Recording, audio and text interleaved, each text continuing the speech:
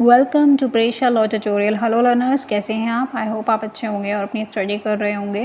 तो legal ethics and court craft subject की जो लेक्चर सीरीज़ है उसके अंदर हमने लास्ट में civil jurisdiction of the Delhi high court के बारे में पढ़ा था और आज हम criminal jurisdiction of Delhi high court के बारे में पढ़ेंगे। आता है criminal jurisdiction of Delhi high court. तो इसके अंदर हम ओरिजिनल जुरिडिक्शन के बारे में पढ़ेंगे। ओरिजिनल जुरिडिक्शन के अंदर सब पॉइंट्स हैं। तो पहला सब पॉइंट आता है criminal cases. Delhi high court के पास कुछ सर्टेन सीरियस क्रिमिनल मैटर की सुनवाई और उसको हियरिंग करना और उसको डिसाइड करने का ओरिजिनल जुरिडिक्शन है, जिसमें डेथ या लाइफ इम्प्रिजमेंट जैसे पनिशेबल ऑफेंस शामिल हैं।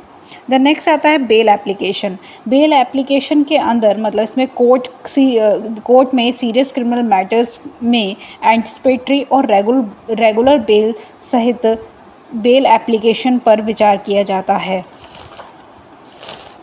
तो फर्स्ट हम बात करेंगे कि एंटिसिपेटरी बेल क्या होती है। एंटिसिपेटरी बेल को प्री अरेस्ट बेल भी कहा जाता है। ये एक लीगल प्रोविज़न है जिसमें एक्यूज पर्सन को अलाउ किया जाता है कि वो अप्लाई कर सकता है बेल के लिए बिफोर बीइंग अरेस्टेड। अरेस्ट होने से पहले भी वो अपने ऑफेंस के लिए बेल अप्लाई कर सकता है। इंडिया के अंदर प्री अरेस्ट बेल ग्रांटेड किया जाता है और ये इशू किया जाता है सेशन कोर्ट और हाई कोर्ट के द्वारा। देन बात करते हैं हम रेगुलर बेल की। रेगुलर बेल एक डायरेक्शन है जो कि कोर्ट के द्वारा दिया जाता है रिलीज़ करने के लिए उस पर्सन को जो ऑलरेडी अंडर अरेस्ट है या फिर पुलिस कस्टडी में है। इसीलिए दिल्ली हाई कोर्ट के पास इसका जुरिडिक्शन आता है। नेक्स्ट आता है क्वेश्चन ऑफ एफआईआर, कि एफआईआर को रद्द करना, प्रोसीजर को मिसयूज़ करना या अब्यूज़ ऑफ प्रोसीजर होना या लैक ऑफ एविडेंस होना, एविडेंस की कमी होना। इस तरीके के जो एलिगेशंस हैं इनके आधार पर एफआईआर या फिर क्रिमिनल प्रोसीडिंग्स को रद्द करने के लिए पेटिशन की हियरिंग दिल्ली हाई कोर्ट करता है। द नेक्स्ट आता है अपीलेट जुरिडिक्शन। तो दिल्ली हाई कोर्ट का अपीलेट जुरिडिक्शन क्या है? तो फर्स्ट है इसमें appeal from lower court. Delhi high court में सबऑर्डिनेट क्रिमिनल कोर्ट्स जिसमें session court and magistrate court include हैं, जिनके द्वारा लगाए गए कन्विक्शन और सेंटेंसेस के अगेंस्ट अपील की हियरिंग दिल्ली हाई कोर्ट के द्वारा की जाती है। द नेक्स्ट आता है क्रिमिनल अपील। क्रिमिनल केस में लोअर कोर्ट के डिसीजन के अगेंस्ट जो भी अपील की जाती है एक्यूज के द्वारा या प्रोसिक्यूशन के द्वारा, वो सारी अपील इसके अंदर इंक्लूड हैं।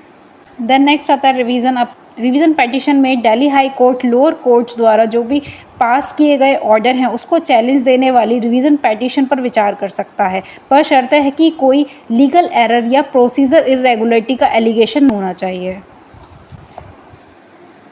देन नेक्स्ट आता है हैबियस कॉर्पस पेटिशन। इसमें पर्सनल लिबर्टी की बात करेंगे। तो पर्सनल लिबर्टी में Delhi high court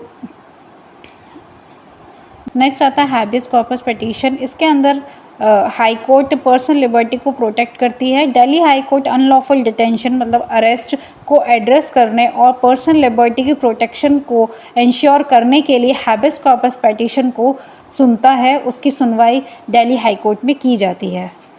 then last आता है अदर क्रिमिनल मैटर्स। इसके अंदर एसएलपी आता है, special leave petition. Court criminal cases में एसएलपी पर विचार कर सकता है जिससे लोअर कोर्ट के जजमेंट की डिस्क्रिशनरी रिव्यू हो सके। देन नेक्स्ट आता है conclusion. Delhi high court extensive civil and criminal jurisdiction का एक्सरसाइज करता है, उसको यूज़ करता है, उसको चलाता है जो डिस्प्यूट को रिजॉल्व कर रहे और जस्टिस को इंश्योर करने में हाई कोर्ट क्रिटिकल रोल निभाता है।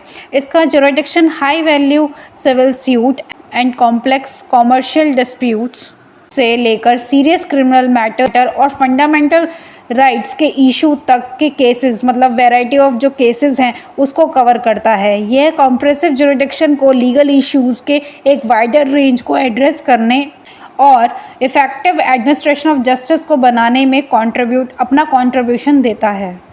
आज दिल्ली हाई कोर्ट रूल्स है वो कंप्लीट हो गया है, जिसके अंदर हमने अभी criminal jurisdiction of high court topic को कंप्लीट किया है और नेक्स्ट वीडियो में हम न्यू टॉपिक लिमिटेशन एक्ट के बारे में लेक्चर लाएंगे। तब तक के लिए बने रहिए हमारे चैनल से। Thank you for watching my videos. For more videos watch, study, like and subscribe my channel.